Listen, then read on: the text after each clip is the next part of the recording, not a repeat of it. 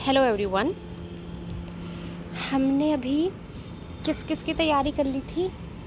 तैयारी in the sense means हमने क्या क्या पढ़ लिया है अभी तक मॉर्फोलॉजी ऑफ प्लांट्स में, मॉडिफिकेशन ऑफ रूट्स, उसके टाइप्स एंड एक स्टोरेज के बेस पे मैंने आपको मॉडिफिकेशन ऑफ स्टेम्स वगैरह भी समझाया था, ठीक है।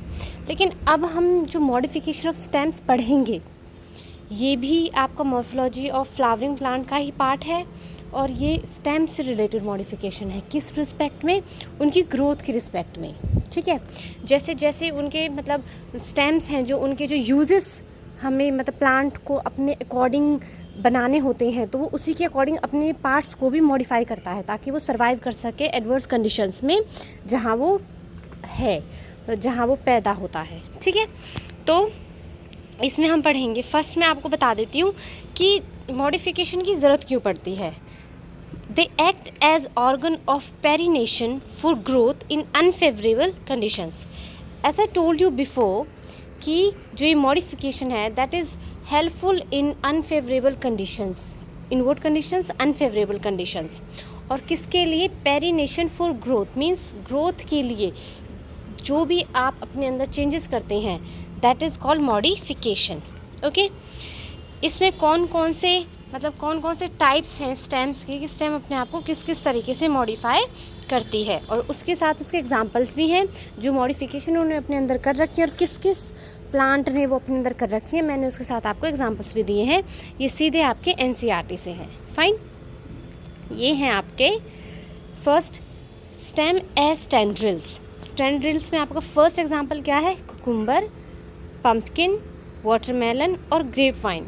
As you all can see that they all are in form of gourds. Gourds means ये सब बेलें होती हैं, ठीक है। और बेलों के लिए जो टेंड्रिल्स मॉडिफिकेशन ऑफ स्टेम्स है वो किस लिए होती है? ताकि वो क्रीप कर सके दूसरे प्लांट पर या किसी स्पेस पर जहाँ वो सरवाइव कर सके और अपने आप को ग्रोथ दे सके। उसके लिए स्टेम्स अपने आप को किस फॉर्म में मॉडिफाई करती है? टेंड्रिल्स की फॉर्म में, ठीक है। आप लोगों ने ग्रेप्स देखे होंगे, उनको जैसे एक फ्रेगमेंट से बना देते हैं लकड़ियों का और उस पर उस बेल को मूव ऑन करवाने के लिए उनसे बांध देते हैं, right. So that is the perennation for growth, okay, and that is done by the modification of stem in form of tendrils. Next है आपका when they, अब ये stems ही हैं आपकी बट दूसरे फंक्शंस को परफॉर्म कर रही हैं तो उन्हीं के बेस पर इन्होंने अपना क्या किया है? मॉडिफिकेशन भी किया है। when they act as an organ for protection of plants. well, हम human beings हैं, we can protect us by ourselves, right? but what happens to the plants if they are hurt by other animals or any other like plant, wo birds and all, fine. so for protecting themselves from these kind of organisms or animals or birds, they have done some modifications in themselves in form of thorns, fine. जो stems है वो किस में convert हो जाती है? thorns में convert हो जाती है। एग्जाम्पल के तौर पे कौन कौन से प्लांट्स हैं जिनमें स्टेम थॉर्न्स की तरह कन्वर्ट होती है? वो हैं आपके सिट्रस एंड बोगनविलिया, ठीक है। कुछ अब हम आगे पढ़ेंगे, एक ऐसा एग्जाम्पल पढ़ेंगे जिसमें जो स्टेम है वो कई तरीके से खुद को मॉडिफाई करती है, ठीक है।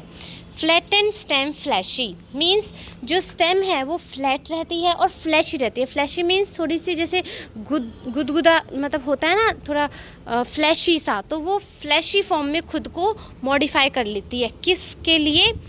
किस एग्जांपल्स हैं इसके? Opuntia and euphorbia. और ये किस में होते हैं? एरिड रीजन्स, जो इनके एरियल रीजन्स होते हैं, बाहर की साइड के जो रीजन्स होते हैं उनमें ये क्या करती हैं? अपने आप को मॉडिफाई कर लेती हैं और अपनी स्टेम्स को कैसा बना लेती हैं? अपनी स्टेम को फ्लैशी बना देती हैं, फ्लैट बना देती हैं।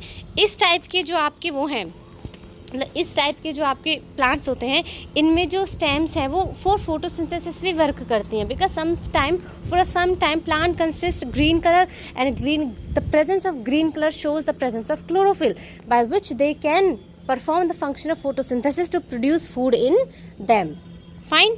I hope this video is helpful for you and you have got something from this video. Fine. So Thank you so much. If you like this video, so please like it, and if you think that it is informative, so please share it with your friends, with your younger brothers, sisters, and subscribe my channel. Thank you so much.